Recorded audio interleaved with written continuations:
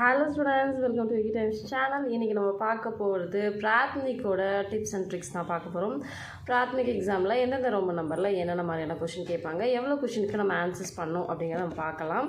So இதுக்கோட full important videos என்னென்ன Roman நம்பரில் என்னென்ன இம்பார்ட்டண்ட்டாக படிக்கணும் அப்படிங்கிற எல்லாமே நம்மளோட சேனல் முன்னாடியே அப்லோட் பண்ணிவிடும். அந்த லிங்க்கை ஐ பட்டன்லையும் டிஸ்கிரிப்ஷன் பாக்ஸில் உங்களுக்கு கொடுக்குறேன், நீங்கள் செக் பண்ணி பார்த்துக்கோங்க.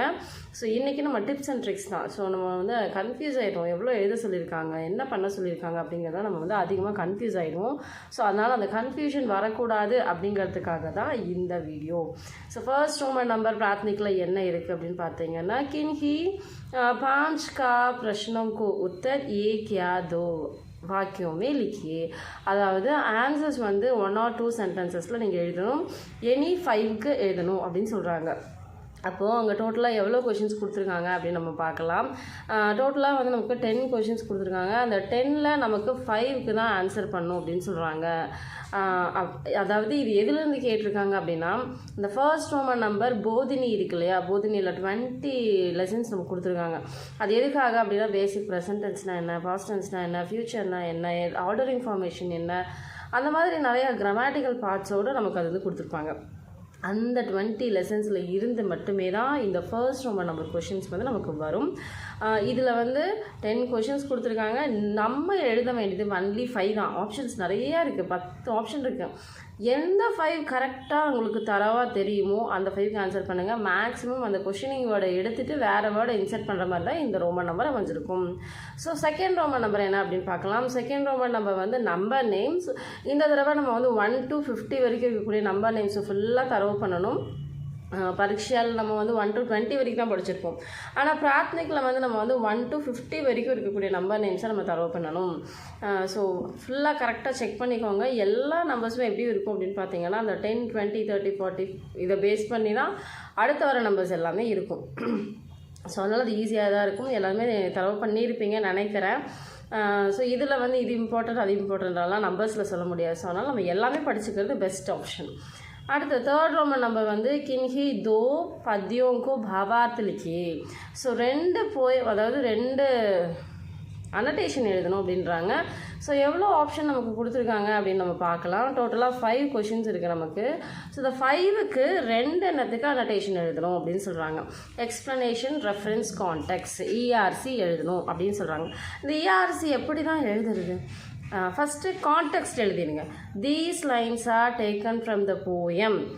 ஃபார் எக்ஸாம்பிள், வந்தனா போயம்லேருந்து வந்திருக்கு அப்படின்னு சொன்னால், these lines are taken from the poem Vandana. அதுக்கு ஆத்தர் யார்? திரிபாட்டின்னு நினைக்கிறேன். ஸோ அதனால் ராம் நரேஷ் திரிபாட்டி அப்படின்னு சொல்லிட்டு மென்ஷன் பண்ணுங்கள். ஆத்தர் இல்லை அப்படின்னா நம்ம அதை மென்ஷன் வேண்டாம். ஆத்தர் இருந்தாங்கன்னா கண்டிப்பாக ஆத்தர் பேர் எழுதணும். இந்த போயட் நேமஸ் அப்படின்னு சொல்லிட்டு எழுதணும், மென்ஷன் பண்ணணும். This is context. இது கான்டெக்ஸ்டில் இருக்கும்.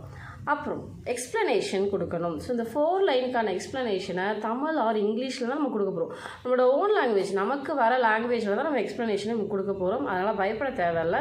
ஸோ அந்த லைன்ஸ் எல்லாம் நம்ம எப்போவுமே அந்த ஒரு அனடேஷன் எழுதுகிறோம் அப்படின்னு சொன்னால், அந்த அனடேஷனோட இந்த லைன்ஸை இங்கிலீஷ்லேயோ தமிழ்லையோ தரவு பண்ணி வச்சுக்கோங்க. என்னென்ன வேர்டுக்கு என்னென்ன மீனிங் அப்படின்னு சொல்லிட்டு நீங்கள் தெரிஞ்சு வச்சிட்டிங்கன்னா, அது எங்கேருந்து வந்திருக்குங்கிறது நம்ம கண்டுபிடிச்சிடலாம், யார் எழுதியிருக்காங்கிறதும் தெரிஞ்சிடும், அந்த எக்ஸ்ப்ளனேஷனும் ஈஸியாக கொடுத்துடலாம். ஸோ 2 கொஷனுக்கு தான் ஆன்சர் எழுத போகிறோம். 5 ஆப்ஷன் கொடுத்து 2க்கு தான் நம்ம ஆன்சர் எழுத போகிறோம். ஸோ அதனால் கான்டெக்ஸ்ட் கொடுக்கணும், எக்ஸ்ப்ளனேஷன் ஒரு ஹெட்டிங் கொடுத்து கீழே எழுதுங்க. ஸோ கொடுத்துருக்குற லைனுக்குள்ளே தான் ஃபில்அப் பண்ணணும். மேக்ஸிமம் அதுக்குள்ளேயே கம்ப்ளீட் பண்ண ட்ரை பண்ணுங்கள். அடுத்தது 4th ரோமன் நம்பர் என்ன அப்படின்னு நம்ம பார்க்கலாம். 4th Roman number memory poem. So memory போயம்னா என்னது? கண்டஸ்ட் தோஹே ஜியோஹி தியோ லிக்கியே. எவ்வளோ எழுதணும்? ஒரே ஒரு கண்டஸ்ட் தான் எழுதணும். ஆப்ஷன் எவ்வளோ கொடுத்துருக்காங்க? 3 ஆப்ஷன் கொடுத்துருக்காங்க. நம்ம பரீட்சை புக்லேயே 4 தான் இருக்குது. அதில் 3 கொஸ்டின் இங்கே வந்துடுது. அட்லீஸ்ட் நம்ம அந்த 3ல் 1 நம்ம எழுதிட மாட்டோமா? ஸோ அதனால் உங்கள் புக்கில் இருக்கிறதுல ஒரு 3 மெமரி தொகையை நல்லா தரவு பண்ணிக்கோங்க. 4மே நமக்கு படிக்க முடியல, ஏதோ ஒன்று கஷ்டமாக இருக்குது, அப்புறம் நம்ம விட்டுடலாம். 1 கஷ்டமாக இருக்கா விட்டுடலாம். மிச்சம் 3 நல்லா தரவு பண்ணிக்கோங்க. வேர்ட் பை வேர்டு எந்த ஸ்பெல்லிங்னு பார்த்துக்கோங்க, எங்கே கமா வரணும்னு பார்த்துக்கோங்க, இதெல்லாம் கரெக்டாக பார்த்துக்கோங்க. ஏன்னா ஸ்டார்டிங் ஹெட்டிங் அங்கே கொடுத்துருவாங்க, இன் பிட்வீனில் என்ன இருக்கோ அதை கரெக்டாக எழுதணும் நம்ம. ஸோ 3 ஆப்ஷன் கொடுத்து 1 எழுத போகிறோம். 1க்கு 4 மார்க்ஸ் நமக்கு இருக்குது. ஓகேவா? சாரி, இந்த தடவை மார்க் சேஞ்ச் பண்ணியிருக்காங்க. நமக்கு 5 மார்க்ஸ் இருக்குன்னு நினைக்கிறேன். ஸோ அந்த மார்க்ஸ் வந்து சேஞ்ச் ஆகிருக்கு இந்த தடவை. ஒரு ரோமன் நம்பரை கட் பண்ணிவிட்டு அந்த மார்க்ஸை வேறு இதில் நமக்கு அலோகேட் பண்ணியிருக்காங்க. ஸோ அதை நம்ம வந்து ஆல்ரெடி நான் வீடியோவில் போட்டிருக்கேன். அந்த வீடியோட லிங்க்கையும் நான் கொடுக்குறேன், அதையும் செக் பண்ணி பார்த்துக்கோங்க. அண்ட் 5th ரோமன் நம்பர் கின் ஹி தீன் கா அர்த்த லிக்கியே. ஸோ ஏதாவது 3 வார்த்தைக்கு மீனிங் எழுதுங்க அப்படின்றாங்க, இங்கிலீஷ் ஆர் தமிழ். இப்போ பரீட்சாவில் சொன்ன மாதிரி தான் பிராத்மிக்லேயும் என்ன அப்படின்னு சொன்னால் 3 இடத்துல நம்ம வந்து மதர் டங் யூஸ் பண்ணுவோம், இல்லை இங்கிலீஷ் யூஸ் பண்ணுவோம். எந்த இடத்துல அப்படின்னு பார்த்தோம்னா ERC எழுதும்போது, இந்த மீனிங்ஸ் எழுதும்போது, இந்த டிரான்ஸ்லேஷன் எழுதும்போது, இந்த 3 இடங்களை நம்ம யூஸ் பண்ணும்போது ஏதாவது ஒரு லாங்குவேஜ் தான் யூஸ் பண்ணணும். ஒவ்வொரு இடத்துல ஒரு லாங்குவேஜ் நம்ம யூஸ் பண்ணக்கூடாது. ஸோ எனக்கு அனோட்டேஷன் எழுதும்போது தமிழ் ஈஸியாக இருக்குப்பா, நான் வந்து எப்படி கோர்வே என்னால் தமிழ் எழுத முடியும் எழுதிக்கிறேன். இது 1 வேர்டு தானே, நான் அப்படியே வந்து இங்கிலீஷ்லேயே எழுதிக்கிறேனே அப்படின்னு சொல்லி எழுதக்கூடாது. டிரான்ஸ்லேஷனாக எனக்கு இங்கிலீஷ் தான் பெஸ்ட்டாக இருக்கும் அப்படின்னு எழுதக்கூடாது. ஒரு இடத்துல தமிழ், ஒரு இடத்துல இங்கிலீஷ், அப்படி மாற்றிலாம் எழுதாதீங்க. ஒரு லாங்குவேஜ்னால் ஒரு லாங்குவேஜ் கிளியராக ஃபாலோ பண்ணுங்கள். எல்லா இடத்துலையும் தமிழ் இல்லை, எல்லா இடத்துலையும் இங்கிலீஷ், ஏதோ ஒன்றை மட்டும் நம்ம ஃபாலோ பண்ணிக்கணும். ஸோ நமக்கு ஆப்ஷன் வந்து 8 ஆப்ஷன் கொடுக்குறாங்க. அதில் நமக்கு வந்து எழுத போகிறது 3 தான். ஸோ 8ல் 3 எழுத முடியாதா? ரொம்ப ஈஸி. ஏதாவது 3 நமக்கு தெரிஞ்சே இருக்கும், அதனால் பிரச்சனையே இல்லை. 7 லெசன்ஸ் தான். 7 லெசன்ஸுக்கான மீனிங்ஸையும் நல்லா தரோ பண்ணிக்கோங்க. அடுத்தது 6th Roman number. 6th Roman number கின்ஹி தீன் கே விலோம் சப்த லிக்கிய. அதே மாதிரி தான் ரைட் எனி 3 ஆப்போசிட்ஸ் அப்படின்னு கொடுத்துருக்காங்க. ஏதாவது 3க்கு ஆப்போசிட்ஸ் எழுதுங்க. இதுலேயே எவ்வளோ ஆப்ஷன்ஸ் இருக்குது? 8 ஆப்ஷன் இருக்குது. நிறைய ஆப்ஷன் இருக்குது. 8ல் நம்ம 3 எழுத போகிறோம். எவ்வளோ? 8ல் 3 எழுத போகிறோம். அப்போ ஈஸியாக நம்ம எழுதிடலாம். ஸோ ஆப்போசிட்ஸ் எல்லாம் இந்த தடவை ரொம்ப ஈஸியாக இருக்குது. சுந்தர், அசுந்தர், சமஜ், நான் சமஜ், இந்த மாதிரியான வேர்ட்ஸ்லாம் நிறைய கொடுத்துருக்காங்க. பிராப்த, அப்பிராப்த. ஸோ முன்னாடி நா இல்லை அந்த மாதிரி போடுற வேர்ட்ஸ் நிறைய பிராத்மிக்கில் இருக்குது. ஸோ அதனால் ஆப்போசிட்ஸ் அப்படிங்கிறது ரொம்ப கஷ்டம்லாம் கிடையாது. அதே மாதிரி ஆப்ஷனும் நமக்கு நிறையா கொடுத்துருக்கறனால நம்ம ஈஸியாக அட்டன் பண்ணிடலாம். ஸோ எவ்வளோ கொஷினுக்கு ஆன்சர் பண்ணணுங்கிறத நோட்டீஸ் பண்ணி எழுதுங்க. எனக்கு தெரியும்னு எல்லாமே எழுதி வைக்க வேண்டாம். ஓகே, 3 தானே, 3க்கு மட்டும் கரெக்டாக ஆன்சர் பண்ணுங்கள். 7th ரோமன் நம்பர் किन्हीं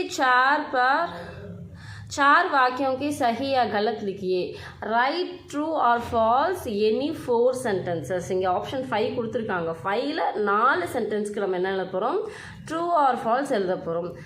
இந்த சென்டென்ஸ், இந்த ஸ்டேட்மெண்ட் கரெக்டாக இல்லை தப்பா அப்படிங்கிறத 4 சென்டென்ஸ்க்கு தான் நம்ம எழுத போகிறோம். ஆப்ஷன் நமக்கு 5 கொடுத்துருக்காங்க. ட்ரூ ஆர் ஃபால்ஸ்லாம் ரொம்ப ஈஸி. அதை படித்து பார்த்தாவே எஸ்ஸா நோவா நமக்கு தெரிஞ்சு போயிடும். அதுக்கே ஆப்ஷன் நமக்கு கிடச்சிருக்கு பிராத்மிக்கில். ஸோ அதனால் அதை பற்றி இது பண்ணவே வேண்டாம். டோட்டலாக ஒரு 9 or 10 தான் ட்ரூ ஆர் ஃபால்ஸ் இருக்குது. போன வருஷம், அதாவது போன தடவை வந்ததெல்லாம் ஒமிட் பண்ணிட்டு இந்த தடவை ட்ரூ ஆர் ஃபால்ஸோட இம்பார்ட்டன்ஸே பார்த்தீங்கன்னா அவ்வளோதான் இருக்கும். 9 or 10 தான் இருக்கும். ஸோ அந்த 9 or 10 வித் மீனிங்கோட படித்து வச்சுக்கோங்க. இன்கேஸ் வேர்ட்ஸ் இங்கே வந்து கொஷின் பேப்பரில் மாற்றிட்டாங்க அப்படின்னு சொன்னால் அதுக்கு மீனிங் தெரிஞ்சிருந்தால் மட்டும்தான் எழுத முடியும். ஹிண்ட்டு வச்சு படிச்சிட்டோம் அப்படின்னா இந்த வேர்டு வந்தாவே இது ட்ரூ, இந்த வேர்டு வந்தால் இது ஃபால்ஸ் அப்படின்னு நம்ம எழுதிடுவோம். ஸோ அதனால் ஹிண்ட்டை வச்சு படிக்காமல் வேர்ட் பை வேர்டு மீனிங்ஸை புரிஞ்சு அண்டர்ஸ்டாண்ட் பண்ணி ட்ரூ ஆர் ஃபால்ஸ் படிங்க. சம்டைம்ஸ் அது வந்து கொஷின் ஆன்சர்ஸ்லையோ இல்லை ஏதாவது இடத்துல மேட்ச்சில் ஃபாலோவிங்லையோ எங்கேயாவது நமக்கு அது யூஸ் ஆகும். ஓகேங்களா? அடுத்தது 8th Roman number. 8th Roman number என்ன அப்படின்னு பார்த்தோன்னா கின்ஹி 4 के कोष्ठित से सही शब्द चुनकर लिखिए. அதாவது choose the best answer. So ஒரு சென்டென்ஸ் கொடுத்துருக்காங்க, அதில் ஒரு ஃபில்லிங் த பிளாங்க்ஸ் மாதிரி ஒரு லைன் இருக்கும். அந்த லைனுக்கு என்ன ஆன்சர் வரும் அப்படிங்கிறத ப்ராக்கெட்டில் 2 ஆப்ஷன் கொடுத்துருப்பாங்க. அந்த 2லேருந்து நம்ம செலக்ட் பண்ணி எழுதணும். ஸோ இதுவும் அப்படி தான். இதுவும் டோட்டலாகவே வந்து ஒரு 10க்குள்ளே தான் இருக்கும். சூஸ் த பெஸ்ட் ஆன்சரும் 10ல் தான் இருக்கும். அதுலேயும் இங்கே என்ன சொல்லிட்டாங்க? Right any 4. நமக்கு 5 கொடுத்து 4 எழுத சொல்கிறாங்க. மொத்தம் சூஸ் த பெஸ்ட் ஆன்சரே 10 தான். அப்போ 10மே நல்லா தரவு பண்ணிட்டோம்னா இங்கே 5 ஆப்ஷன் வந்துடுது, அதில் 4 நம்ம ஈஸியாக எழுதிடலாம். அடுத்தது நிம்ன லிখিত வாக்கியங்கோ ஜோடியே. Match the following. என்ன பண்ணும்? Match the following. ஸோ இதுவும் அப்படி தான். நம்ம வந்து படித்த கண்டென்ட்டில் இந்த ட்ரூ ஆர் ஃபால்ஸ்லையோ இல்லை சூஸ் த பெஸ்ட் ஆன்சர்ஸ்லையோ படித்த ஒரு இடங்களில் இருக்கக்கூடிய அந்த சென்டென்சஸ் தான் இங்கே திரும்பி வந்திருக்கும். ஈஸியாக மேட்ச் பண்ணிடலாம். மேட்ச் பண்ணிவிட்டு என்ன பண்ணணும் அப்படின்னு சொன்னால் ஆப்போசிட்டில் இருக்கக்கூடிய அந்த சென்டென்ஸில் அந்த லைனில் வந்து கரெக்டாக ஆன்சர்ஸை எடுத்து எழுதுங்க. ஃபஸ்ட்டு கொஷினுக்கோட ஆன்சர் என்னங்கிறத கண்டுபிடிச்சி அந்த ஃபஸ்ட்டு கொஷினுக்கு நேராக இருக்கிற டேஷில் நம்ம எடுத்து எழுதணும். இதெல்லாம் கொஞ்சம் செக் பண்ணிக்கோங்க. ஸோ ஜஸ்ட் நம்பரை மட்டும் போட்டுட்டு விட்டுடக்கூடாது. ஸோ அதனால் ஆன்சர்ஸை கரெக்டாக அந்தந்த கொஷினுக்கு நேராக எடுத்து எழுதணும். அடுத்தது 10th ரோமன் நம்பர்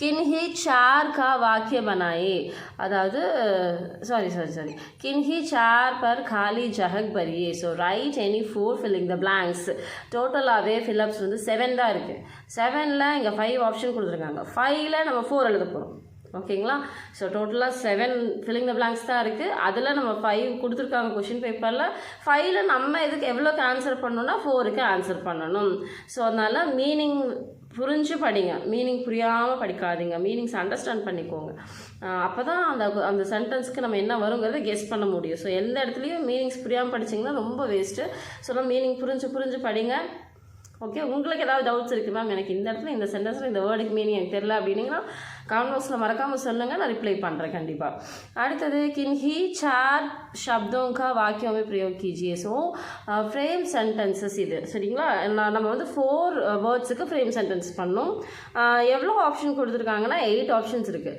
8ல் 4 அதாவது கொடுத்த கொஷினில் பாதிக்கு தான் நம்ம ஆன்சரே பண்ண போகிறோம் ஸோ அதனால் இது டோட்டலாக வந்து ஒரு 10 or 12 தான் ஃப்ரேம் சென்டென்ஸ் நம்ம வந்து படிக்கிறதுக்கு இருக்குது ஸோ அதனால் அதில் 8 கொஷின் வந்துடும் 8ல் நமக்கு வந்து நம்ம 4 தான் ஆன்சர் பண்ண போகிறோம் ஈஸியாக இருக்கக்கூடிய வேர்ட்ஸாக எடுத்துக்கோங்க ஸோ ரொம்ப வந்து பெரிய சென்டென்ஸாக எழுதணும் அப்படியெல்லாம் கிடையாது நீங்கள் அந்த சென்டென்ஸுக்கு கரெக்டாக ஃப்ரேம் பண்ணியிருக்கீங்களா இல்லையா அப்படிங்கிறத மட்டும்தான் அவங்க செக் பண்ணுவாங்க ஸோ நான் வந்து பெரிய வேர்ட்ஸ் வச்சு பெரிய சென்டென்ஸ் இருந்தால் ஃபுல் மார்க் கிடைக்கும் அப்படின்லாம் கிடையாது ஸோ இதுக்கு வந்து பார்த்தோன்னா ஒரு கொஷினுக்கு 2 மார்க்ஸ் டோட்டலாக 4 கொஷின் எழுதுகிறோம் டோட்டலாக 8 மார்க்ஸ் நமக்கு கிடைக்கும் அடுத்தது 12th रोमन नंबर என்ன அப்படின்னா किन्ही चार प्रश्नों का उत्तर एक वाक्य में लिखिए ஸோ ஏதாவது 4 கொஷின்ஸுக்கான ஆன்சரை வந்துட்டு நம்ம 1 வேர்டில் எழுதணும் அப்படின்னு சொல்கிறாங்க இது வந்து லெசனில் இருக்கக்கூடிய கொஷின் ஆன்சர்ஸ் தான் லெசனில் என்னென்ன கொஷின் ஆன்சர்ஸ் இருக்கோ அதை பேஸ் பண்ணி தான் இங்கே கொடுத்துருப்பாங்க நமக்கு ஸோ எவ்வளோ ஆப்ஷன் இருக்கும் அப்படின்னு பார்த்தோம்னா